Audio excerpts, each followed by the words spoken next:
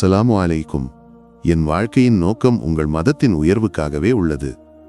அதனால்தான் நான் ஒரு மும்மினாக விசுவாசியாக இருக்கிறேன். அதனால்தான் நான் தொழுகையை மேற்கொள்கிறவனாக இருக்கிறேன். ஃபுகஹாக்களிடம், மார்க்க அறிஞர்களிடம் கேட்கப்பட்டது, ஒரு மனிதன் நீரில் மூழ்கிக் கொண்டிருக்கும் போது திடீரென பாங்கின் சத்தத்தை கேட்டால் அவன் என்ன செய்ய வேண்டும்? ஃபுகஹாக்கள் கூறினார்கள், அவன் உடனடியாக தொழுகையின் நீயத்தை, எண்ணத்தை உருவாக்க வேண்டும். அவ்வாறு செய்யாவிட்டால் அல்லாஹ்வின் முன்பு அவனிடம் விசாரணை செய்யப்படலாம். ஒரு முஸ்லிமுக்கு எந்த காரணத்தை கொண்டும் தொழுகை விடுபடக்கூடாது. சையிதுனா அலி முர்தலா ரலியல்லாஹு அன்ஹு அவர்களின் காலில் மிகவும் வலிமையான ஒரு அம்பு தைத்து அது காலின் மறுபக்கம் வரை ஊடுருவியது. இருப்பினும் அந்த நிலையிலும் அவர்கள் ரலியல்லாஹு அன்ஹு தொழுகையை விடவில்லை. சையிதுனா உமர் ஃபாரூக் ரலியல்லாஹு அன்ஹு அவர்களின் வயிறு கிழிக்கப்பட்டது. இருப்பினும் அந்த நிலையிலும் அவர்கள் ரலியல்லாஹு அன்ஹு தொழுகையை மேற்கொண்டார்கள். இதற்கு காரணம், பிரியமான நபி ஸல்லல்லாஹு அலைஹி வஸல்லம் கூறியதாவது, எங்களுக்கும் காஃபிர்களுக்கும் இடையே வேறுபாட்டை ஏற்படுத்துவது தொழுகை மட்டுமே. ஆகவே ஒருவன் அதை விடுத்தால் அவன் குஃப்ரை, நிராகரிப்பை செய்தவனாவான். அஸ்ஸலாமு அலைக்கும். என் வாழ்க்கையின் நோக்கம் உங்கள் மதத்தின் உயர்வுக்காகவே உள்ளது. அதனால்தான் நான் ஒரு மும்மினாக விசுவாசியாக இருக்கிறேன். அதனால்தான் நான் தொழுகையை மேற்கொள்கிறவனாக இருக்கிறேன். ஃபுகஹாக்களிடம், மார்க்க அறிஞர்களிடம் கேட்கப்பட்டது, ஒரு மனிதன் நீரில் மூழ்கிக் கொண்டிருக்கும் போது திடீரென பாங்கின் சத்தத்தை கேட்டால் அவன் என்ன செய்ய வேண்டும்? ஃபுகஹாக்கள் கூறினார்கள், அவன் உடனடியாக தொழுகையின் நீயத்தை, எண்ணத்தை உருவாக்க வேண்டும். அவ்வாறு செய்யாவிட்டால் அல்லாஹ்வின் முன்பு அவனிடம் விசாரணை செய்யப்படலாம். ஒரு முஸ்லிமுக்கு எந்த காரணத்தை கொண்டும் தொழுகை விடுபடக்கூடாது.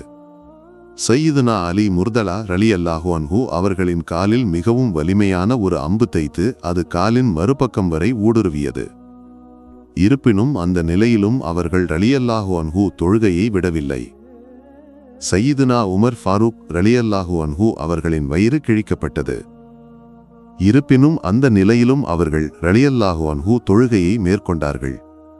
இதற்கு காரணம், பிரியமான நபி ஸல்லல்லாஹு அலைஹி வஸல்லம் கூறியதாவது, எங்களுக்கும் காஃபிர்களுக்கும் இடையே வேறுபாட்டை ஏற்படுத்துவது தொழுகை மட்டுமே. ஆகவே ஒருவன் அதை விடுத்தால் அவன் குஃப்ரை, நிராகரிப்பை செய்தவனாவான்.